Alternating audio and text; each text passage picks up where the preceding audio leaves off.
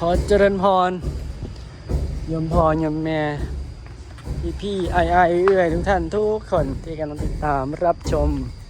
คลิปของคนต่างถิ่นสตูดิโอคือตอนนี้แล้วพี่จะพามาเบิ่งว่าวิธีหรือว่าการตีกลองของวัดหรือว่าพระเน้นในเมืองเนาะว่าคนตีอย่างไรการตีกลองเพิ่นเป็นอย่างไรการชิดมีความแตกต่างกันไปเนาะระหว่างที่ได้ถ่ายอยู่ในที่อำเภอเนาะอันนี้จะเป็นเน้นเนาะส่วนหลายมันใช้เน้นตีพามาชมน้ำกันเนาะ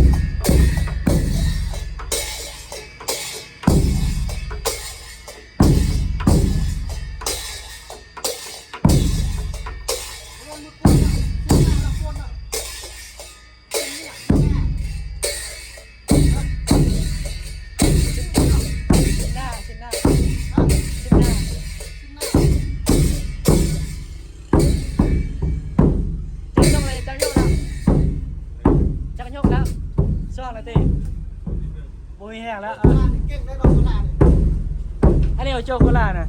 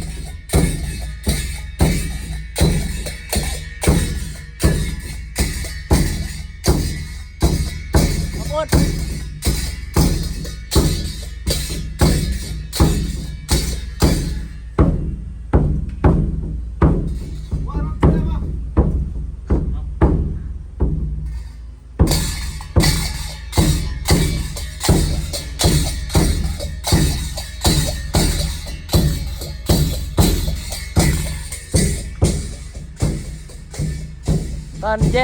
ตอนเย็นตอนแรกเนาะตอนแรก14 ค่ำหรือว่าตอนเย็น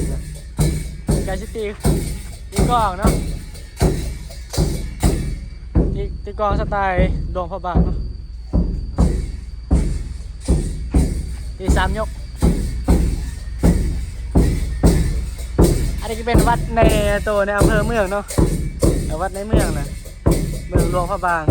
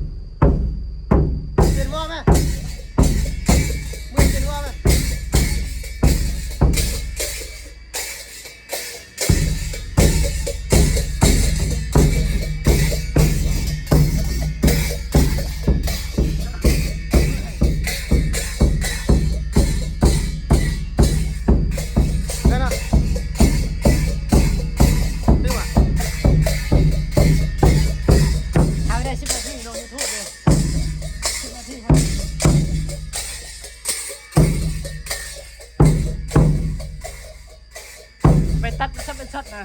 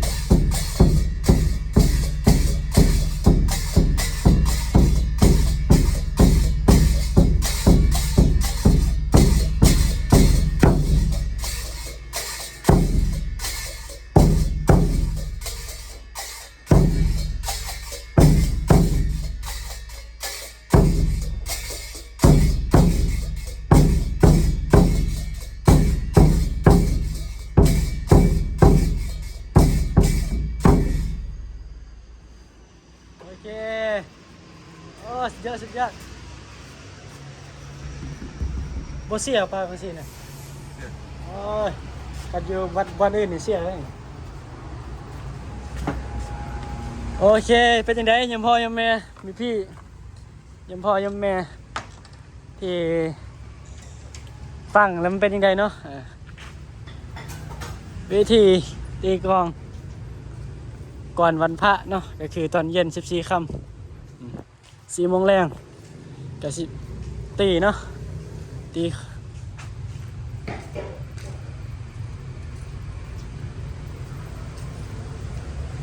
เป็นเรื่องปกติเนาะของในอำเภอเมืองนี่เนาะจะมีการตีกลองวันศิลป์เนาะ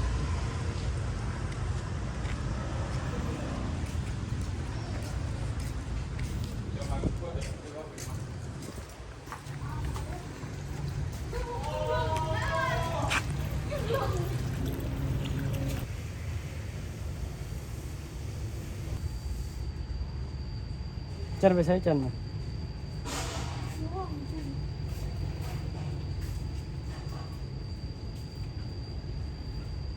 อันนี้ก็เป็นบริเวณบรรยากาศเนาะของวัดสามเณรโคราชกับสามเณรวรเดชเนาะโคราชก็คือตบแสงวรเดชตีกลองเมื่อกี้นี่เน้นน้อยยังพากันเรียนอยู่ม.ต้นอยู่พากันเรียนม.ต้นอยู่เอาผ้าที่ห้องได้ผ้าตัวไหน โอ้ยลืมเอาให้แน่ไหมเอาให้แน่บ่ล็อกห้องบ่ไปใส่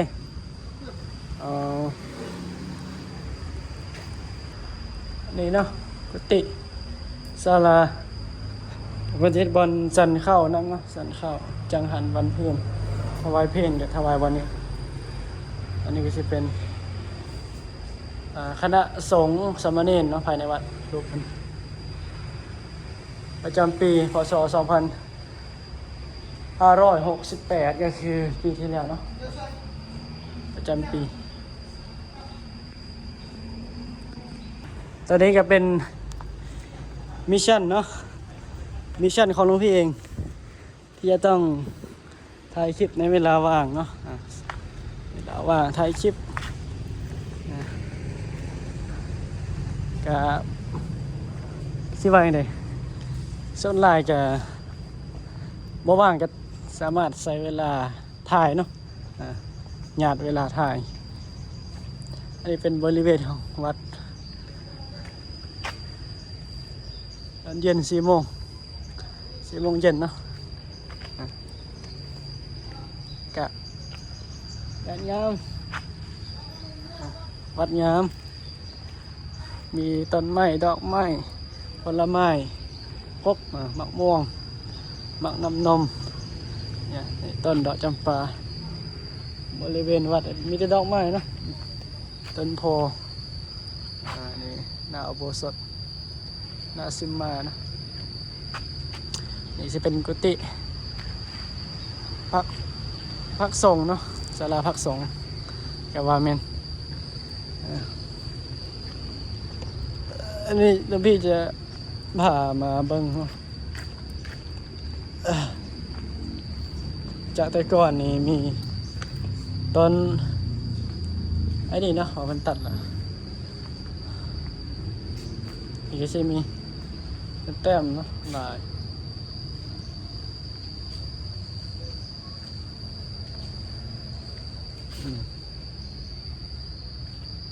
เป็นดอกลายเนาะมะม่วงต้นมะม่วงอันนี้ก็คือ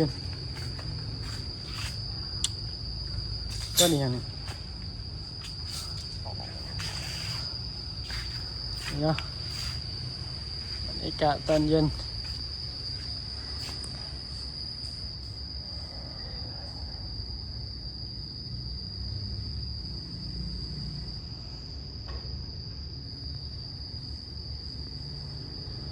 โอเคเนาะน้องพี่จีขอปิดคลิปไว้เพียงเท่านี้ก่อนเนาะเจอกันคลิปต่อไปน่าจะเป็นมื้ออื่นนะขอบคุณนะเจริญพรสวัสดีสบายดี